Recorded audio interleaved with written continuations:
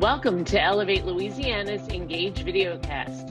Ellevate Louisiana was founded in 2020 to empower women leaders throughout Louisiana by connecting and educating them on the challenges impacting our state with data-driven, nonpartisan solutions to make a better future for Louisiana. Hello there, I'm Julie Stokes with Ellevate Louisiana. In today's Engage Videocast, I'm speaking with Robert Travis Scott, the outgoing president of the Public Affairs Research Council of Louisiana, or as we'll refer to it, PAR, on his career and the trajectory of Louisiana, as well as Stephen Procopio, who is the incoming president of PAR. We're excited to have both of them here with us today. Robert Travis Scott became the president of PAR in January of 2011. He's got 40 years of experience dealing with public policy issues as not only the head of PAR, but a journalist, researcher, commentator, analyst, and nonprofit manager. And Stephen just recently was named president.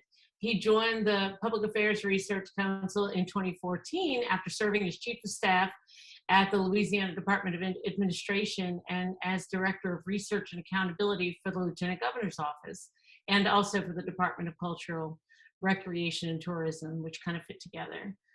He received his undergraduate and graduate degrees in political science from LSU, and his doctorate in political science is from Indiana University. Kind of curious about that. Well, I guess we could start by saying that, Robert, for sure, you've seen a lot of sausage get made in Louisiana. Yeah. And I guess with the history, you've watched for so long now in this state that we live in. And, what are some of the big things that you've seen us get right? And what are some of the things that as you leave, you're like, gosh, we didn't get that done yet? Well, I've seen a lot of sausage made, especially if you go back to when I was the Capitol Bureau Chief, working right out of the Capitol in Louisiana, in the legislature, and then adding that on to PAR. Yeah, there's been there've been some times when the process is something you're really proud and excited to see. I mean, let's face it, this process we have of representative democracy, it's messy. And it doesn't always work. In fact, most of the time it doesn't work very well, but it is probably the best system, that has yet to be invented for this. And when you see it work and you see consensus come together, it can be pretty inspiring. When that system produces something that everybody can get really enthused about and realize they're doing the right thing. I'm really happy to see the amendment passed, amendment number 2. I thought that was a highlight. This is something that you, Julie, have worked on, very similar types of legislation in the past. It's something that PAR has worked on and made recommendations on for many, many years. And whereas it probably wasn't the ideal piece of legislation that PAR would have written, it was still a giant step forward in both for the individual income tax, for getting a really low rate compared to other states that have an income tax, and also starting to whittle away at that franchise tax, which is, of course, a toxic tax that we wanted to see eliminated eventually, but we've started to make real progress towards working on that tax as well. And in fact, the approach that they had to that was pretty much a PAR approach going back several years. So those are just a couple of things I would say. It's exhilarating when it works, and of course, but our usual attitude toward it is not surprised when it produces a lot of needless acrimony and lack of progress. Yeah, it was funny because I was so sure going into this election, and just, to clarify for people that might be listening to this in the future, we went into this election that occurred last Saturday with 4 constitutional amendments on the ballot. The one that passed was to swap the federal income tax deduction for lower rates in, personal income tax and also corporate income tax, and it also worked to alleviate a lot of franchise tax. So I really thought that one was going to be the hard one to pass, and that the other ones would be like easy. And ironically, the other 3 failed in a spectacular way. And the one that I thought would be harder actually passed don't know if you'd call it easily, but relatively easily.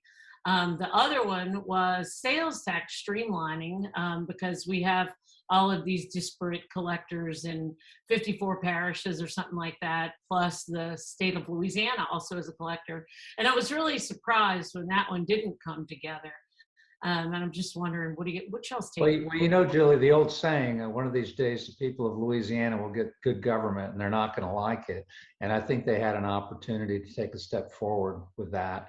And they didn't. Of course, there was a lot of hesitancy. We know in New Orleans, the mayor came out against it. That accounted for a lot of no votes on that, which really made the difference statewide.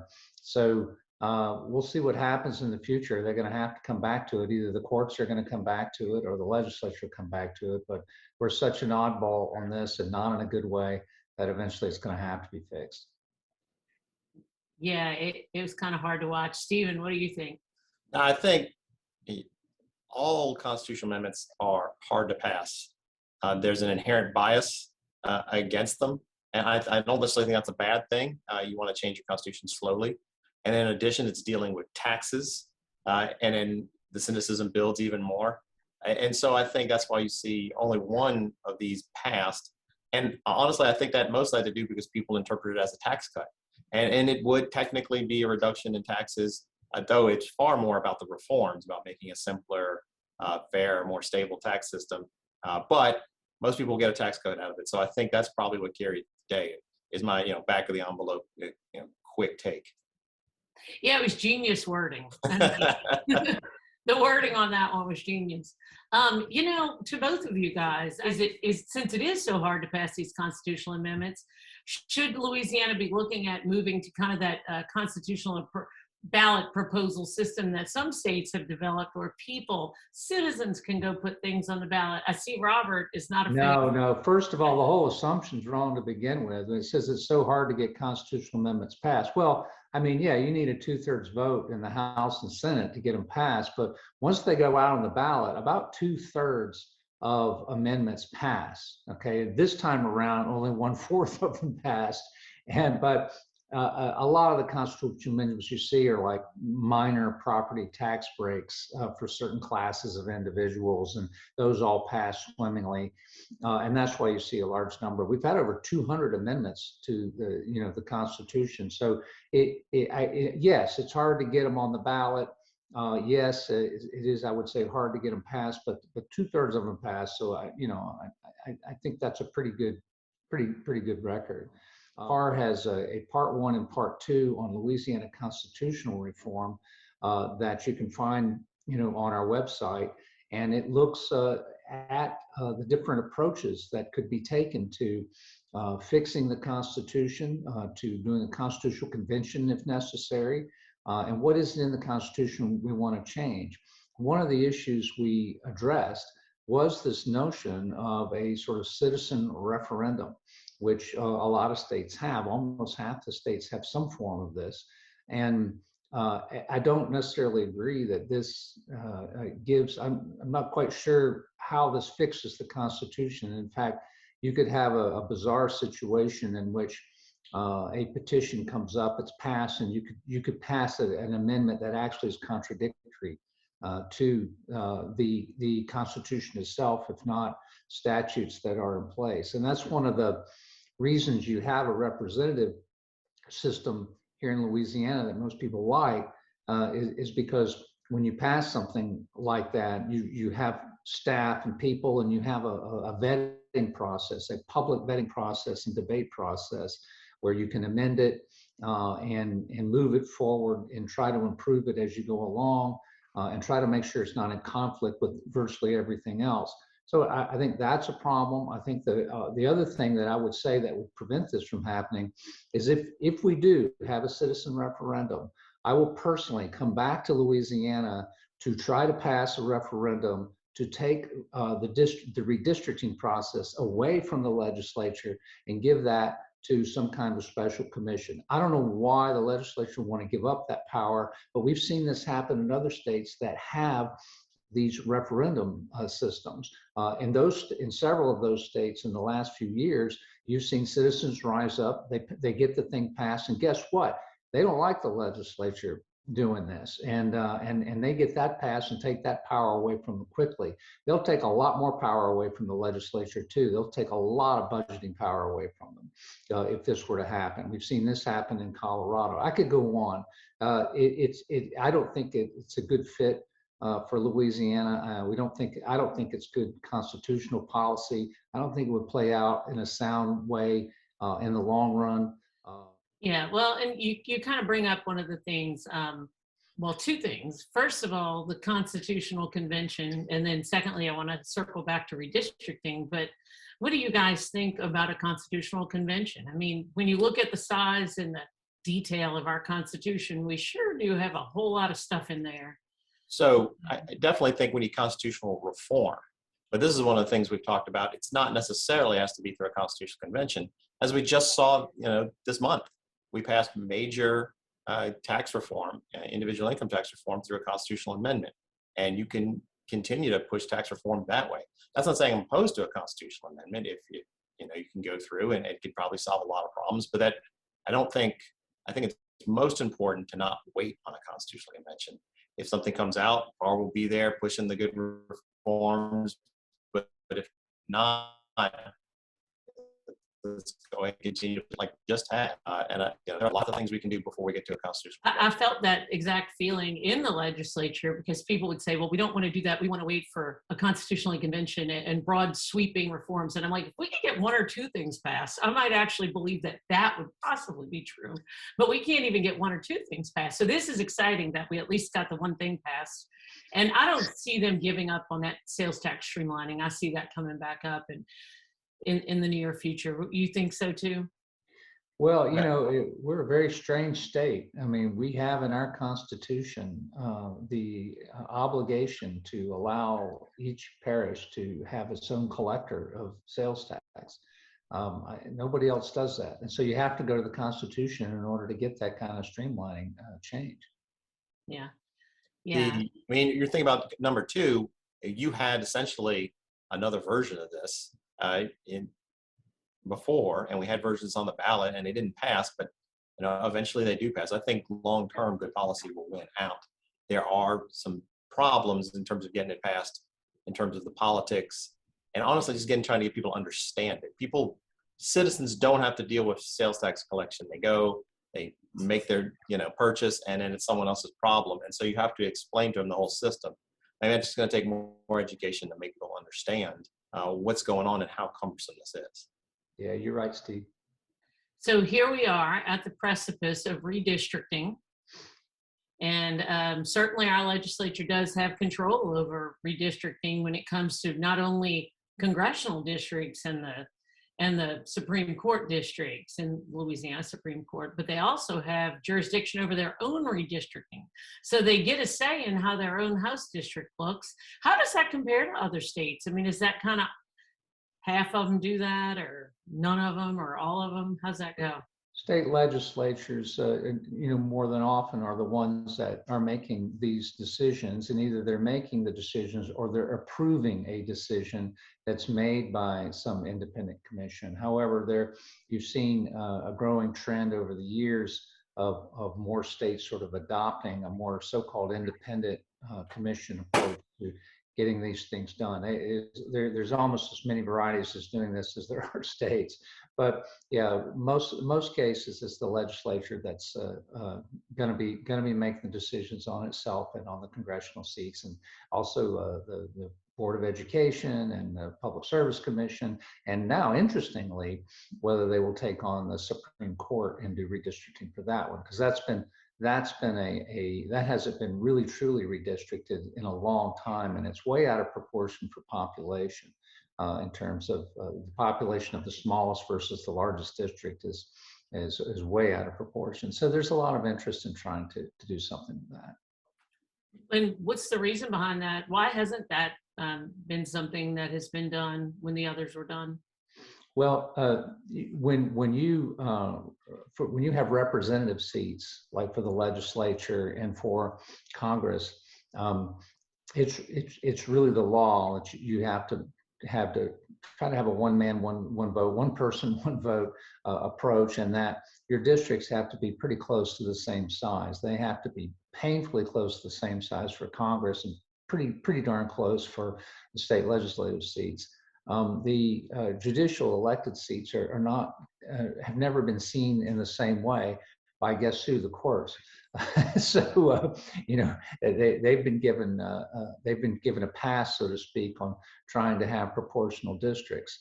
And so what we've seen with the change in population over time and a reluctance to redistrict the Supreme Court, it has made it more difficult. But you also have the added problem that those seats are staggered. And when we come in and we vote a new Congress, it's every 2 years. It's everybody in Congress. So for the legislature in here in Baton Rouge, it's everybody every 4 years. And so it makes it a little easier to redistrict because you know what point of time you're redistricting from. The Supreme Court has staggered seats, and so there have to be a lot of extra steps and grandfathering in that has to be made as part of that. So it's not as easy as it might sound. Well, that's interesting. I actually never got to go through a redistricting, so I'll be watching the sausage get made on that one. I mean, what are the things that the people should be looking out for when it comes to redistricting? Steve, you want to take a crack? Yeah, I mean, there's all sorts of important values that go into redistricting. You want to have minority representation. You want to have compactness to make sure you don't have some crazy looking district, and you want to make sure that entities are represented. So sometimes you want to make sure everyone that lives in a particular area has a representation, which is similar to compactness. You want to have competitiveness is also something that is valued. You want to make sure that these aren't just super safe districts. To a lesser extent, at least the court has found that incumbency is a value. I don't know that our particularly values that, but that is something that the court has found that can be valued. So there are lots of different things in terms of how you balance it all, and you can't have all of them everywhere. So the more, for example, you try to make sure minorities are represented, the more you fight compactness. So really, it's going to be trade-offs no matter what the end result is. Mm-hmm. I think about competitiveness as a goal, and when I think of that, I think about somewhat moderation, because if it's competitive, then that typically will mean that there's a blend of more left-leaning and more right-leaning people in one district. How do you see this factor into it? And have you seen that change over the years? And I'll boot that change question over to Robert, but have you seen change over the decades? Yeah, I think you have to be really careful, about making competitiveness, a high value in what you're doing with this. And some of these independent commissions across country, they sort of write the rules of how are we going to go about this? What are our values? And you have to really sort of walk through what your values are and what priority you give it. If competitiveness is a really high value, then you're going to get some really gerrymandered districts. Because people tend to sort of self-select themselves into their own geographic areas of like-minded people. And so if there may be some cases where you don't want to make it, my view is don't go out of your way to make it anti-competitive, right? I mean, that can gerrymander also, but don't go out of your way to make it competitive if gerrymandering is a result, and you're trumping a lot of other really important values. The most important thing to me in this whole redistricting, Julie, is really the process, and whether the process is transparent, whether the citizens really feel like they're having an engagement in this, and probably even more importantly, whether communities feel like they have a voice in this. Because really, when you look back at redistricting where people might grumble or be unhappy about it, a lot of times it's the community feels like it didn't quite get the districts that it wanted to really represent it. And so I think it's important in this process for the communities to speak up, the chambers of commerce to speak up, and for people to participate, in the process, and to do it in a way that is amenable to the legislative process. They have set up a system for people to submit plans, and it has to be done a certain way. And I think if citizens can get on board with that and get involved. But this is very important. And that when anybody submits a plan, they're supposed to say what it is they're trying to achieve. What is your goal here? And the citizens who submit plan need to do that as well. They need to step forward and say, well, here's my redistricting, but here's the set of values that I think are best for Louisiana. And this is what drove me to draw the districts this way. When I asked the computer for this value, it came up with these districts. So I think if that comes out in the process, you can have a really interesting discussion, because it really is a discussion about values, what's important. And I'll tell you, geography is not fair. Okay, geography in Louisiana is a problem from the very beginning. I mean, what happened, there are vast areas where there are no people, then all of a sudden there are a lot of people, and then there's a lot of water. Does a bayou separate a community, Julie, or does it unite it? These types of questions that come up. And I think, and I've done some speaking on this, and on our website I have some notes from a talk that people can access, and we'll have more out on redistricting, I think, pretty soon. But it really walk through what you think the values are that are important. Incumbency could have a great value if, in fact, people are familiar with their districts and they've served it well, and the people like the knowledge base and the fact that their person has more seniority in the legislature, then that can be a value, but it really comes down to a question of how much emphasis you place on each of these.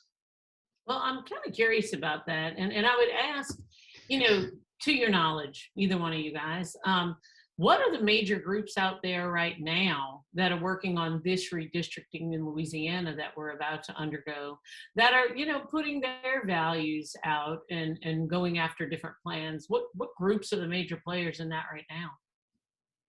Well, just partly, I know that the sort of regional chambers and whatnot are interested in getting involved. There's a group called Fair Districting Louisiana that's been very involved. But I think you're going to see almost any constituent group, moving forward on, the Urban League, and I think you're going to see groups around the Black Caucus and associated with them. They're going to move forward.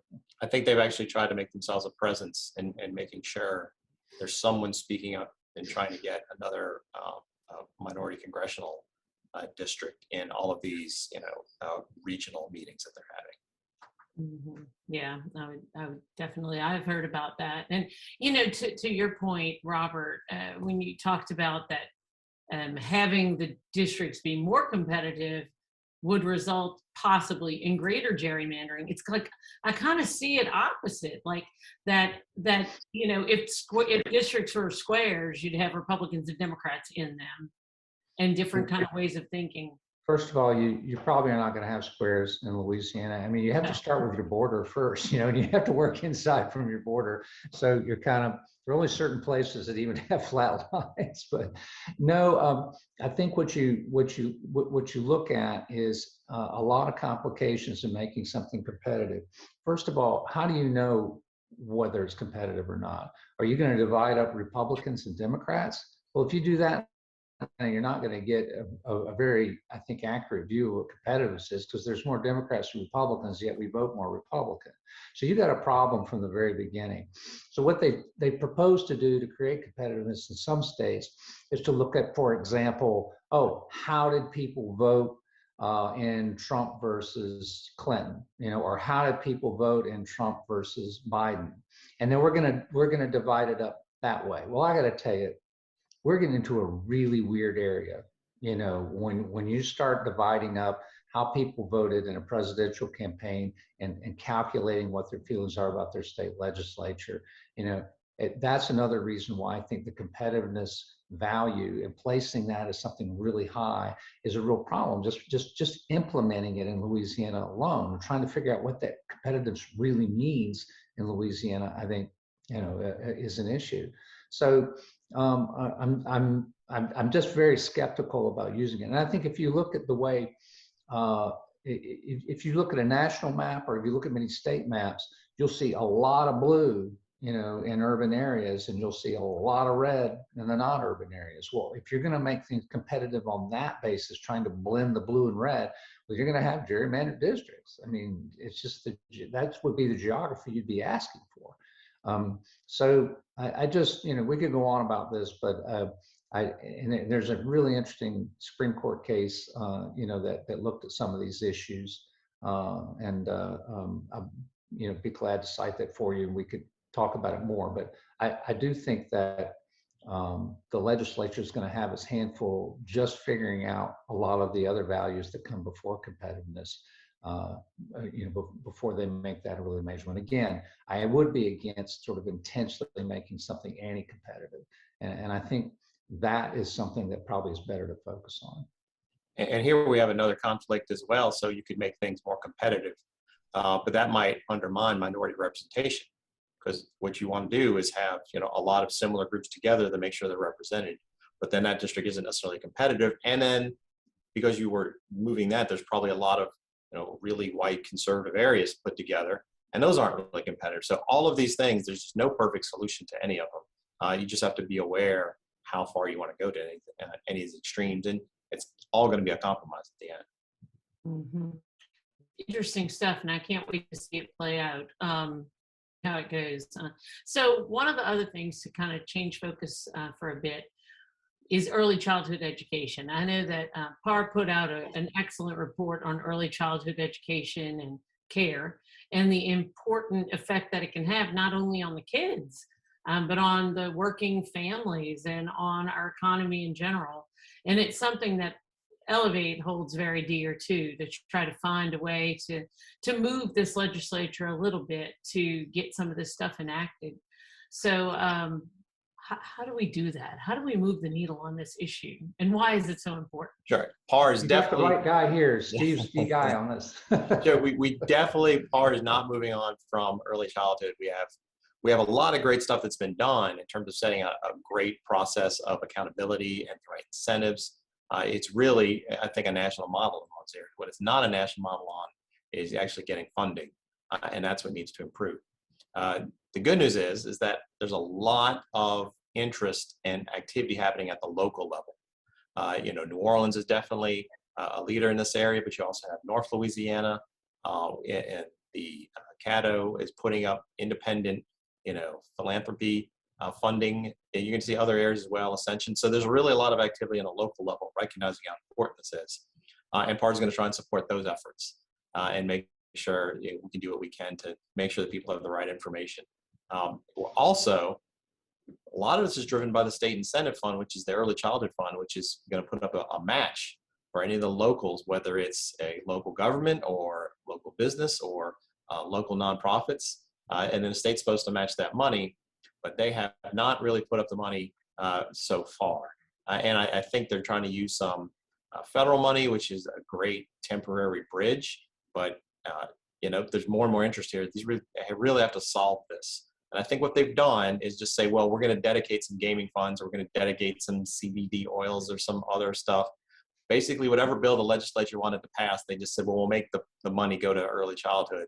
And this needs to be a priority. This is a big deal. And they need to just put general fund dollars into it and say, this is something that's going to move the needle on a whole host of issues: educational, the economy, health, social services support. All these things can be improved with early childhood long term, and you just need to put money in it, and it needs to be actually made an issue. It's going to be tough to do with all this federal dollars, but it needs to get done. And so we're not moving away from this issue anytime soon.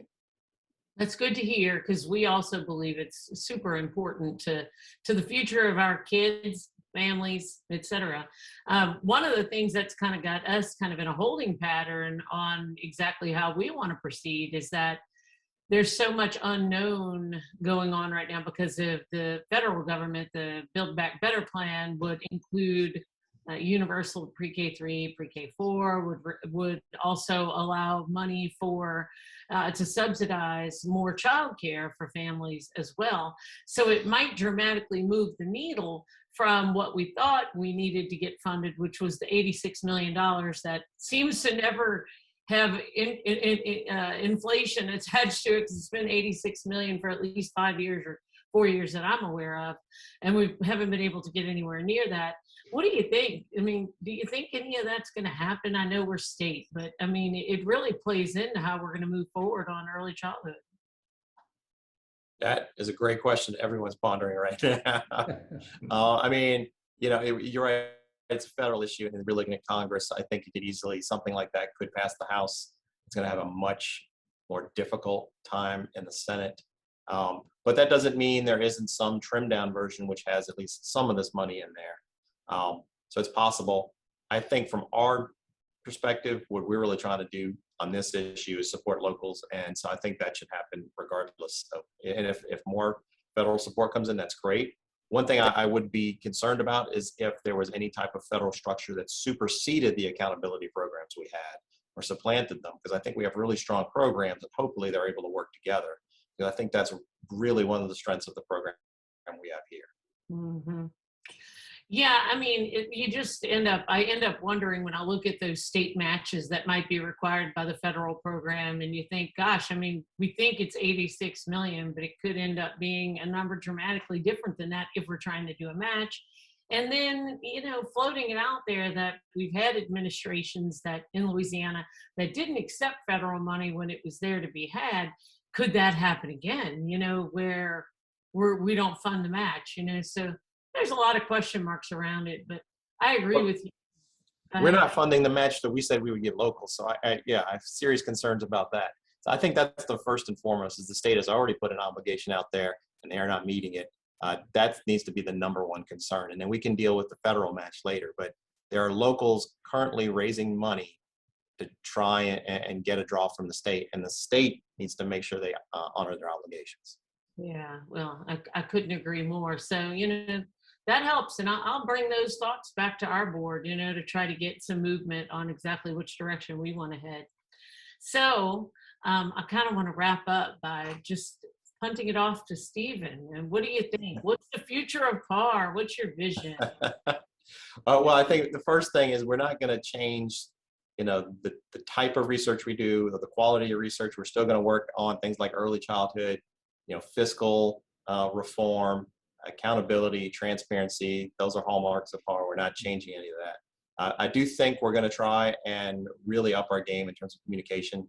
We're going to try, in addition to the sort of very detailed reports that we do, which I think are fundamental, we're also going to try and get more often communicate with people with smaller, easier to digest. We're going to do more on social media. I think there's a lot of different ways we're going to try and approach people. We might have more regional meetings, try and do things just basically bring ourselves up to where we need to be to communicate with as many voters and citizens as possible. Yeah, I couldn't agree more. And making sure that the members of the legislature really know what you guys have studied and found data-driven information for that are good answers for Louisiana.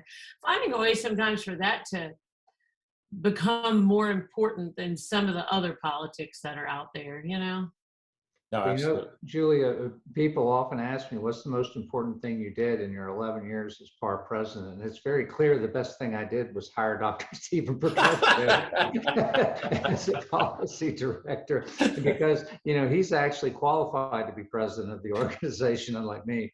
But no, I think I'm really excited about where Steve is going. I know that he's, hiring new staff.